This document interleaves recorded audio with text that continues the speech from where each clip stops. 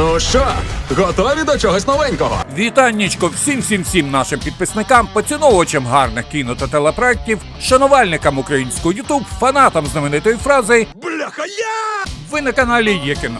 З вами й досі Олег, і сьогодні нова добірка 12 класних фільмів 2024 року, які вам сподобаються. До вашої уваги більше десятка нових чудових картин, частина з яких вже вийшла і отримала гарні рейтинги від сервісу IMDb, а друга частка очікує своїх прем'єр до кінця цієї осені та на початку 2025 року. Але де гарантія, що ти дотримаєш слова? Клянуся матусиною душею. Ой-ойки. Будемо щиро вдячні вам за підписку і вподобайку та обов'язково натисніть на дзвіночок, щоб і надалі не пропускати наші нові огляди на найбільш офігезні фільми і серіали зі всього світу. Обіцяємо, буде цікаво. Ти готовий? Так, бляха, готовий. Що це таке? Ми є. Ми є Веном! Ми є. Веном! Ні. Так, ми є. Веном? Що? Треба порепетирувати. «Веном. Останній танець» – фантастичний бойовик про колоритний симбіоз у особі журналіста Едді Брока та інопланетного прибульця, відомого як Веном. Це фінальна частина трилогії про марвелівського антигероя Венома, який нам частенько більш симпатичніший, ніж класичний супергерой на кшталт Капітана Америка. У будь-якому разі він більш дотепніший. От хрінь! «Останній танець» – це режисерський дебют сценаристки Келі Марсель, яка написала сценарії до двох перших частин. Головні ролі у фільмі виконали Чіветель Еджіофор, Кларк Бако, британська акторка Джуно Темпл та зірковий Том Харді. І як ви пам'ятаєте, головний герой Едді Брок – журналіст-розслідувач, у тілі якого оселився невгамовний інопланетний симбіот, який наділив його надздібностями. Більш-менш пристосувавшись до спільного існування, Едді та Веном стали друзяками «Не розлий вода» та разом борються із різноманітними лиходіями та глобальними загрозами. Але тепер їм обом доведеться швиденько втікати. З Едді полюють військові, а за Веномом його інопланетні родичі, які загрожують усьому живому. От так! Мене завжди бентежила одна річ. Чому вічно голодний Веном не жере рашистів? Це ж цілком логічно. Хочеш допомогти світу, іди жери отих паскудних гадів. Але Веном нагадав мені, що він дуже розбірливий у їжі і більш за все полюбляє мізки, яких росіянам бракує. Та й лайна в них забагацько. Смакота! Ти обираєш заклади з найкращим меню! Я беру тайм-аут. Як ти тут опинився? Робота. Чим займаєшся? Виводжу льот на пенсію. Гра кілера – комедійний бойовик від майстра бойових мистецтв, каскадера та актора Джей Джей Перрі. Це його друга режисерська робота. Мабуть, Перрі не дає спокою слава його колеги, каскадера Чада Стагельський, який став успішним режисером і поставив 4 частини знаменитої франшизи Джон Уік. За стилем та навіть назвою, фільм Перрі явно копіює картини Стагельські, але робить це весело, без драми та трагізму. Проект знято за одноіменним романом Джея Банансінга. В бойовику гарний акторський склад, серед якого Софія Бутела, Скотт Еткінс, Бен Кінслі, французька акторка Пом Клементьєв та зірковий Дейв Батіста. Я ж збудилась. Старався як міг. За сюжетом фільму досвідчений кілер Джо Флут дізнається про свій смертельний діагноз. Щоб не страждати до останніх днів, він замовляє себе своєму колезі. Але після того, як він робить замовлення, стає відомо, що діагноз є хибним. Нічого скасувати не можна, тому Джо доведеться боротися за своє життя проти своїх колег, які прагнуть прибрати небезпечного конкурента. До того ж, Джо невимушено втягнув цю смертельну гру свою кохану Мейзі, і вибор у нього відтепер геть невеликий. Є лише два способи вийти з цієї гри, Джозеф. Або вбити весь світ, або ногами вперед. Хто такий Бітлджус? Не смій промовляти це ім'я! Бітлджус. Я серйозно, Астрід, не смій! Якщо тричі сказати це ім'я, то він з'явиться. Зі мною ти від щастя вмреш. Бітлджус – офігезне продовження горор-комедії режисера Тіма Бертона з Майклом Кітоном у головній ролі. Нова історія відбувається через декілька десятків років від подій першого фільму. До своїх ролей повернулися Вайнона Райдер та Кетрін О'Хара, а серед нового акторського складу Дженна Ортега, Моніка Белуччі та Вільям Дефо. Це лише розминка. Попереджаємо, буде жорстко. За сюжетом, після смерті батька, Лідія, в ролі якої Вайнона Райдер, зі своєю дочкою Астрід та мачехою Делією повертається до старого будинку у містечку Уінтер-Рівер. Місцеві сприймають їх приїзд не дуже, адже вони вважають сімейку ненормальною і називають їхній маєток будинком з привидом. Коли Астрід виявляє на горищі чудернацький макет міста, Лідії доводиться розповісти їй про Бітлджуса. Бешкетну і вкрай неприємну примару, чиє ім'я в жодному разі не можна промовляти тричі. Всі глядачі відразу ж подумали про пуйла. Фу. Та річ цього разу йде не про якесь старе дурбецело, Как это понимать? а про більш симпатичнішу особистість. Бітлджус! Якого Незважаючи на пересторогу матері, цікавість дівчинки бере гору і портал у потойбічне життя знову виявляється відкритий, а Бітлджус починає тероризувати всіх живих. До того ж, обидва світи переживають неочікувану небезпечну кризу. Люба тітко Люсі, маю для вас важливу новину. Ми їдемо у гості! Брауни їдуть до Перу! Пригоди Паддінгтона в Перу – третя частина сімейної франшизи про незвичайне лондонське ведмежа. У режисерському кріслі Дагал Вілсон, для якого Паддінгтон 3 стане дебютом в повнометражному кіно. Раніше він знімав лише рекламні ролики та музичні кліпи для гурту Coldplay та інших музикантів. Наприклад, ось такий. Паддінгтона знову озвучує Бен Вішоу, а до своїх ролей повернулися Джин Бродбент та Імельда Стоу. Серед нового акторського складу Емілі Мортімер, яка замінила Салі Гокінс, Олівія Колман та Антоніо Бандерас, який з'явився в образі лиходія мисливця Кебота. О, який чарівний! Човен. За сюжетом нової частини Паддінгтон отримає паспорт громадянина Великобританії та відразу ж мандрує на свою історичну батьківщину в Перу. Він планує відвідати улюблену тітку Люсі, яка живе в будинку для ведмедів. Але тітоньки на місці не виявляється. З'ясовується, що літня ведмедиця навіщось вирушила в таємничий квест у самі нетрі Амазонки і безслідно там зникла.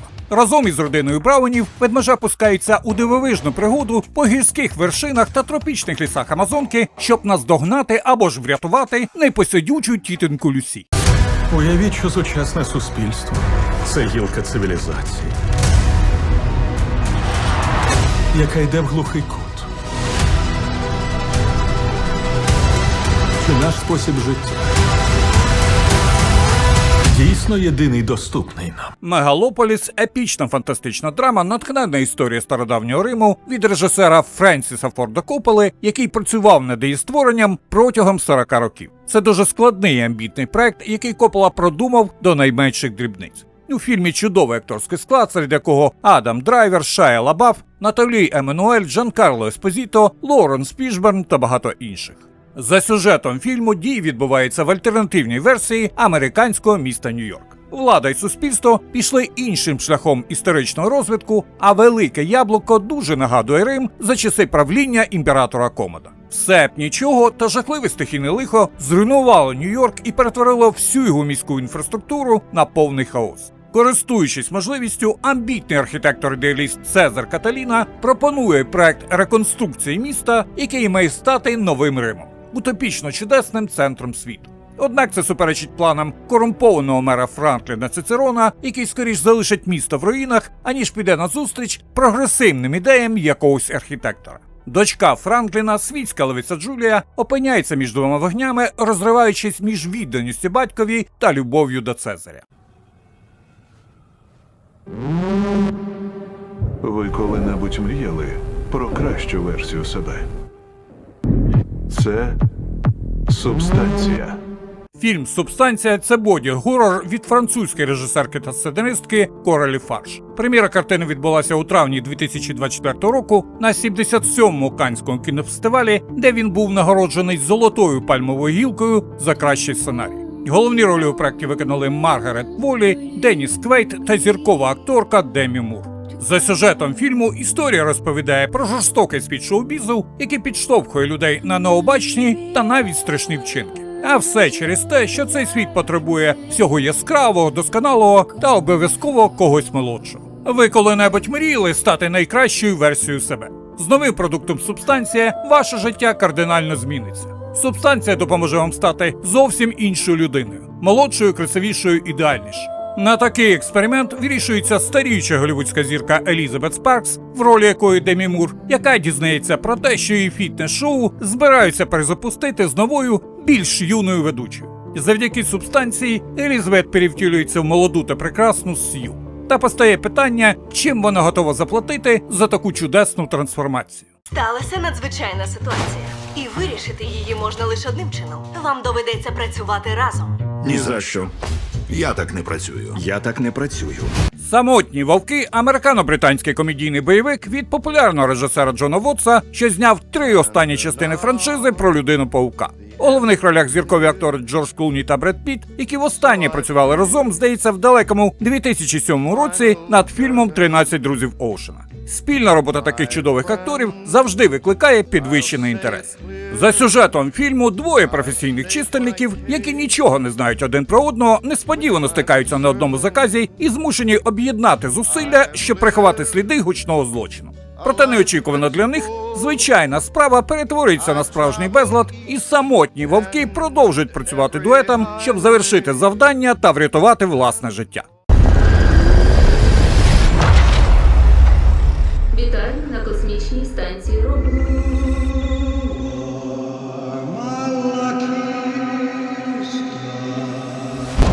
Мене від цього місця тіпає.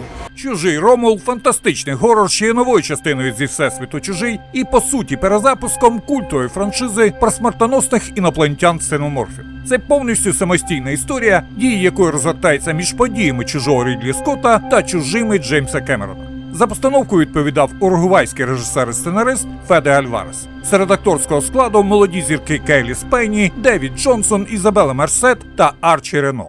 За сюжетом фільму події відбуваються у середині 22 століття на планеті Зірка Джексона, колонізованої корпорацією Вейтланд Ютані. На ній ніколи не сходить сонце, а тривалість життя невелика, оскільки все доросле населення працює у шахтах. Головна героїня Рейн Карадайн у свої 20 з невеличким уже сирота. Вся її сім'я – це незграбний андроїд Енді, якого вона називає братом.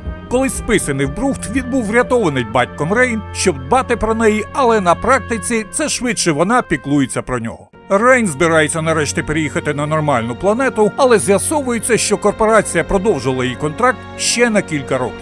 Одного разу друзі Рейн, які теж мріють звалити, повідомляють, що над ними якраз пролітає занедбаний космічний корабель, де має бути все необхідне для подорожі в кріокамері. Корабель виявляється цілою космічною станцією «Ренесанс», що складається з 2 модулів Ромул та Рем, але потикатися туди було дуже поганою ідеєю. Наші герої зрозуміють це занадто пізно, що призведе до низки смертельно небезпечних пригод та подій. Він наближається. Він наближається. Він наближається до нас.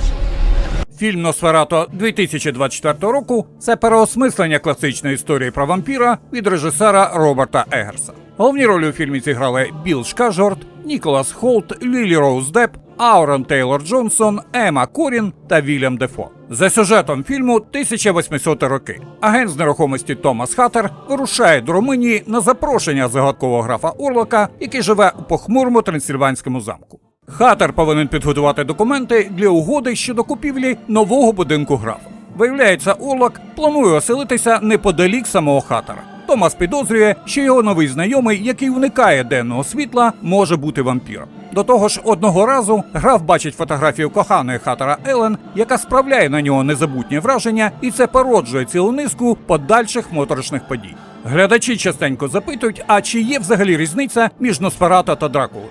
Хочемо зазначити, що за однією із версій герой роману Брема Стокера Дракула, який був написаний у 1897 році, мав друге ім'я Носферато. За іншою інформацією, граф Орлок або ж Носферато – це інший персонаж, який знову ж таки був породжений образом графа Дракули. Так чи інакше, але ці два персонажі є уособленням вампірської класики та вже давно пов'язані навічно.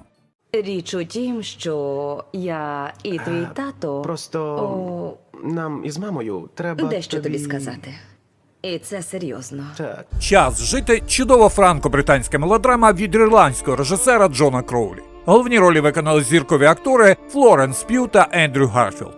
За сюжетом фільму головні герої Алму та Тобіас познайомилися завдяки нещасному випадку. дівчина збила його на машині. Але ця неприємність стала лише початком їхнього спільного шляху, протягом якого вони мають пережити найщасливіші моменти свого молодого життя. Це будуть перші щемливі миті кохання, народження доньки та досягнення багатьох заповітних мрій. Пройде декілька років і закохані несподівано зіткнуться з трагедією. Альмут ставлять страшний діагноз, та головні герої не занепадають духом і насолоджуються тим часом, що відведений їм разом. Адже це їхній час по-справжньому жити та кохати. Де ми спинилися? Як думаєш, Артуре? Ти й досі зірка? Твій вихід.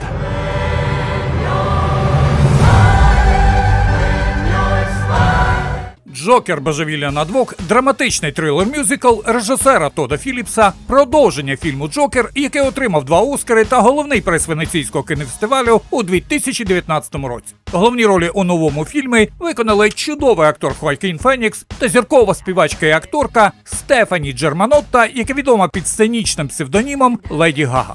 За сюжетом фільму Джокер і Гарлі Квін вдаються до подвійного божевілля в продовженні альтернативної історії головного лиходія DC. Артур Флек – психічно нестабільний нігіліст з кримінальним минулим, відправлений до Архему – знамениту лікарню для душевнохворих злочинців. Тут він знайомиться з жінкою на ім'я Гарлін Квінзель, у якій бачить свою рідну душу. Життя обох засяяло новою надією, а світ довкола наповнився зцілюючою музикою.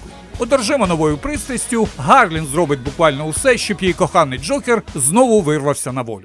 То це був твій кріпак. Навіщо ставишся до хлопа, як до друга? Із псом дружити можна. А з кріпаком не гоже? «Війна і повстання» – південнокорейська історична драма, що знята для відеосервісу Netflix. За сюжетом фільму 1592 рік. Час, коли Японія нападає на Чосо. Його правитель Сонджо біжить до Мінської імперії, щоб знайти прихисток та організувати опір японським військам. Жорстока війна крокує країною та втягує у свій кривавий вир усіх чоловіків без винятку. У цей непростий для Чосона період розгортається протистояння спадкоємця спливової сім'ї та його раба з дитинства, який став віртуозним мечником. Двоє друзів, господар і слуга, які виросли разом, знову зустрічаються після війни, але тепер як вороги, що б'ються за протилежні сторони у народному повстанні. Один за інтереси багатих кланів, а другий за свободу. Що було далі? Це зветься інтригою, мамо. Еллі, це зветься обломом.